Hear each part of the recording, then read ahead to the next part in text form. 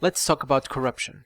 And I know I already talked about corruption a lot, but Portugal is such a deeply corrupt country that it's impossible to ignore. Unless, of course, you are in government. At that point, then you will do your best to ignore pretty much everything related with corruption, because you are one of the main facilitators of corruption.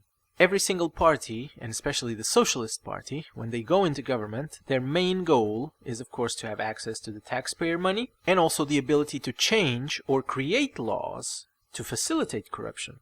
That's why you see these politicians that have absolutely nothing when they go into government, and when they get out, they are extremely rich. They would not be able to do any of that with just their salary as a minister or prime minister or whatever. They achieve that level of richness due to corruption, and corruption is pretty much a daily thing in Portugal. In fact, ever since this government took power in 2015, we are witnessing an increase of cases related with corruption in this country. Specifically, in cases of corruption in city halls, we even have data that shows that out of 15 cases that are going to trial or are already in trial, 11 of those involve socialists. So this is not a conspiracy theory against the socialists. They are, in fact, the main driving force of corruption in this country. And it's not a surprise when you consider the fact that they have been in power for far longer than any other party in this country.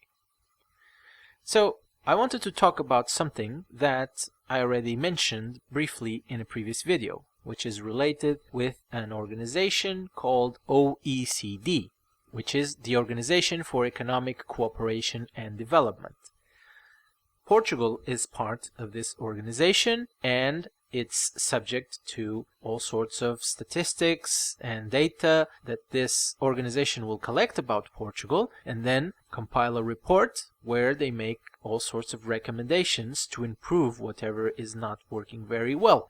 So the last report of OECD about Portugal contained a very important chapter about corruption.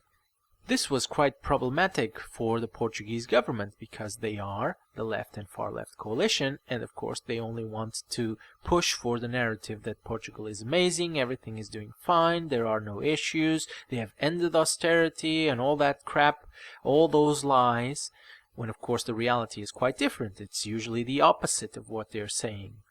And so if the report was claiming that Portugal had many problems related with corruption, the Portuguese government wasn't really happy about it. So they wanted to censor the report. And they went as far as trying to ban the person responsible for the report, which is Álvaro Santos Pereira.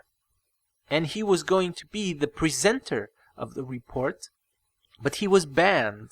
He was censored by the Portuguese government, and apparently the head of the OECD caved to the demands, let's say, of the Portuguese government, which, as far as I'm concerned, means that the OECD is a very bad organization, of course, because they don't even stand behind the conclusions that they took for the reports that they produce. They cave very easily to the pressures of the Portuguese government, for example.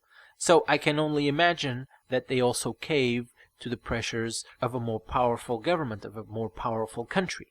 So the main person behind this report was Álvaro Santos Pereira.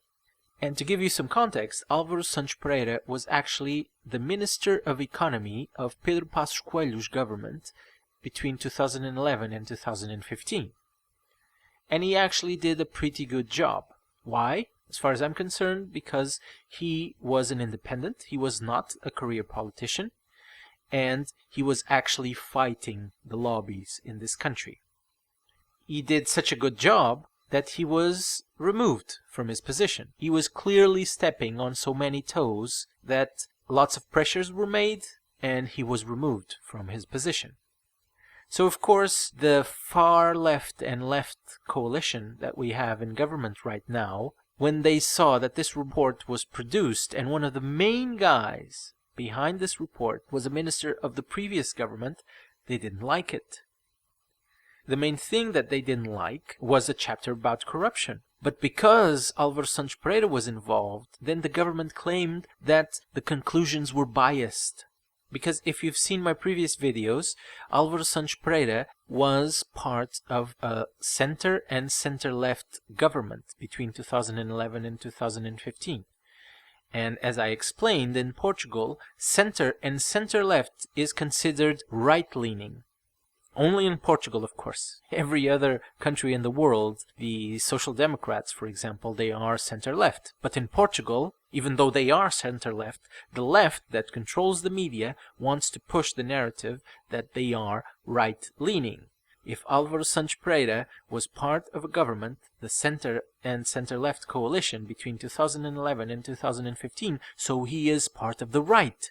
And if he is part of the right, then he has to be demonized, he has to be criticized, he has to be censored, and that's exactly what the government did. Again, they tried to censor, and in fact they didn't just try, they actually achieved that goal, because the head of OECD actually caved to the pressure of the Portuguese government.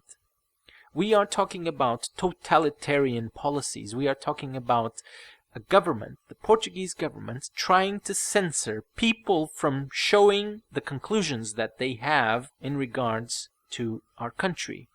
This organization takes all sorts of data, produces a report, and then presents their conclusions and also their recommendations.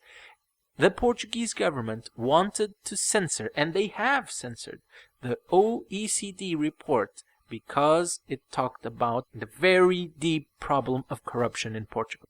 And this is where we are right now. I mentioned this many times, but this is just another example where things do not happen according to the reality. They happen according to the ideology of political parties, and especially the left and far left political parties that control the narrative, that they control the media, and all they want to push for is the fantasy world that Portugal is amazing and there are absolutely no issues. So whenever someone produces a report from an organization that is fairly well known and reputable, they will try to censor the contents of that report. They will make sure that things are not presented as they were actually found to be in reality. They need to be presented in this twisted way so that it looks like Portugal is much better than it actually is.